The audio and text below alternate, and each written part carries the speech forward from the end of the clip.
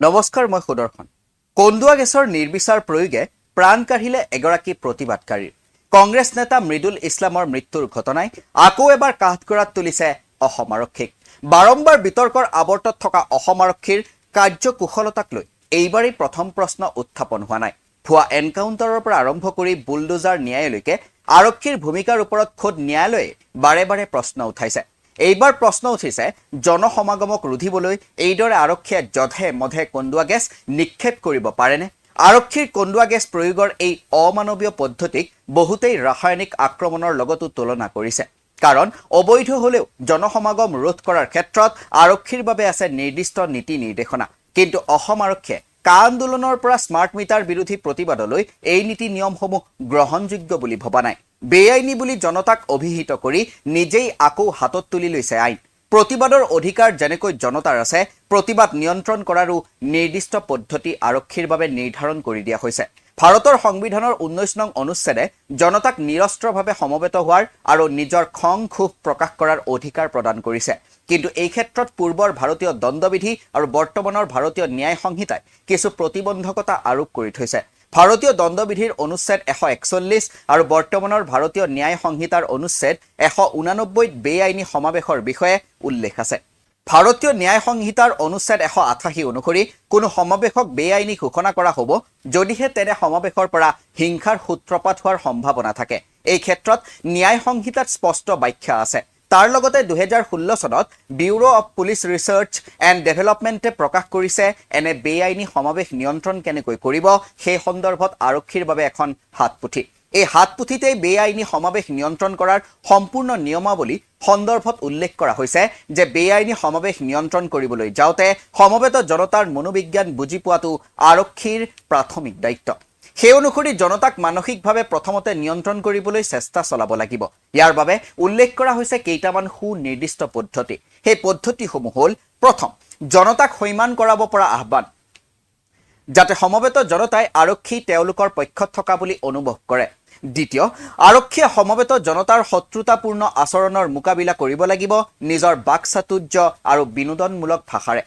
তৃতীয়, উপস্থিত থকা প্ৰভাৱশালী ব্যক্তিৰ সৈতে আৰক্ষীয়ে নিজৰ বন্ধুত্বমূলক সম্পৰ্ক স্থাপন কৰিব লাগিব। তেনে ব্যক্তিৰ সহায়ে পৰিস্থিতিৰ অৱনতি ঘটাৰ পৰা ৰক্ষা কৰিব পাৰে।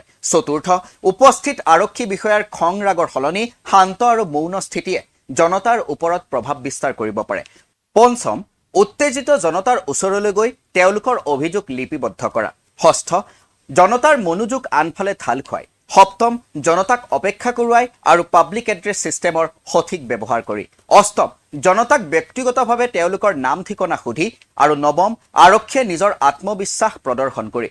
এই হাতপুথিৰ মতে যদি আৰক্ষীৰ এই মানসিক যুঁজ সফল নহয়, যদি জনতাই সকিয়নি বা পৰামৰ্শ শুনিবলৈ অস্বীকাৰ কৰে, তাৰ পাছত আৰক্ষীয়ে তেনেই সামান্য বল প্ৰয়োগ কৰি জনতাক আঁতৰাই পঠিওৱাৰ পদ্ধতি ল'ব পাৰে। কিন্তু জীৱন আৰু সম্পত্তিৰ যাতে কোনো হানি নহয় তাৰ প্ৰতি সজাগ হৈ থাকিব লাগিব। পূৰ্বৰ CRPCৰ 129 অনুচ্ছেদ আৰু বৰ্তমানৰ ভাৰতীয় নাগৰিক সুৰক্ষা সংহিতাৰ 148 অনুচ্ছেদত এনে বেআইনী সমাৱেশ ভংগ কৰাৰ ক্ষমতা দণ্ডাধীশক প্ৰদান কৰা হৈছে। কিন্তু তাতো প্ৰয়োজনতকৈ অধিক শক্তি ব্যৱহাৰ নকৰাৰ নীতিক আগত ৰাখিহে পৰিস্থিতি সাপেক্ষে সিদ্ধান্ত ল'বলৈ কোৱা হৈছে। কেৱল সেয়াই নহয়, বেআইনী সমাৱেশ নিয়ন্ত্ৰণ কৰাৰ ক্ষেত্ৰত ৰাষ্ট্ৰসংঘৰো আছে কেতবোৰ নিৰ্দিষ্ট বিধি। সেই অনুসৰি যদি কোনো সমাৱেশ বেআইনী হয় কিন্তু হিংসাত্মক নহয়, তেনে সমাৱেশ নিয়ন্ত্ৰণ কৰিবলৈ আৰক্ষীয়ে শক্তি প্ৰয়োগ কৰাৰ পৰা বিৰত থাকিব লাগে। অতি বেছি প্ৰয়োজনতহে সামান্য বল প্ৰয়োগ কৰিব লাগে। 2020 চনত আমেৰিকাত আৰক্ষীৰ হাতত জৰ্জ ফ্লয়ড নামৰ এগৰাকী কৃষ্ণাংগ ব্যক্তিৰ মৃত্যুৰ পাছতেই সমগ্ৰ দেশখনত জনতাই ৰাজপথলৈ ওলাই আহি প্ৰতিবাদ সাব্যস্ত কৰিছিল। ঠায়ে ঠায়ে হিংসাত্মক হৈ পৰিছিল এই প্ৰতিবাদ। কোন চহৰত কোন আৰক্ষী বিষয়াই প্ৰতিবাদ দমন কৰিবলৈ কি পদ্ধতি লৈছিল সেই সন্দৰ্ভত নিউয়ৰ্ক টাইমছত প্ৰকাশ পায় এক প্ৰতিবেদন। এই প্ৰতিবেদন অনুসৰি যিবোৰ চহৰত আৰক্ষীয়ে প্ৰতিবাদকাৰীৰ সৈতে ইতিবাচক সম্পৰ্ক গঢ়ি তুলিছিল, তাত প্ৰতিবাদ হিংসাত্মক হোৱা নাছিল। উদাহৰণস্বৰূপে পিটাৰ্ছবাৰ্গত আৰক্ষী বিষয়া কেনেথ মিলাৰ আৰু আন বিষয়াসকলে প্ৰতিবাদকাৰীৰ প্ৰতি সহমৰ্মিতা প্ৰকাশ কৰে। সেই চহৰত হিংসাৰ সূচনা হোৱা নাছিল। ওকলাহোমাত প্ৰতিবাদকাৰীসকল উগ্ৰ হৈ উঠা দেখি আৰক্ষী বিষয়াসকলে আঁঠুলৈ ক্ষমা বিচাৰে। তাৰ পাছত প্ৰতিবাদকাৰীৰ সৈতে কৰমৰ্দন আৰু আলিংগন কৰে। আমেৰিকান আৰক্ষীৰ ক্ষমা বিচৰাৰ এই ফটোখন বিশ্বব্যাপী চৰ্চিত আৰু প্ৰশংসিত। সমগ্ৰ বিশ্বতে আৰক্ষীৰ আচাৰ আচৰণ দিনে দিনে আধুনিক, মানৱীয় আৰু সংবেদনশীল হৈ গৈ আছে। ইয়াৰ বিপৰীতে অসম আৰক্ষী দিনে দিনে পশ্চাদমুখী হৈ গৈ আছে। আৰক্ষী মানুহ হৈ আছেনে বুলিও প্ৰশ্ন উঠিবলৈ আৰম্ভ কৰিছে। ইয়াৰ বাবে জগৰীয়া হ'ব কোন?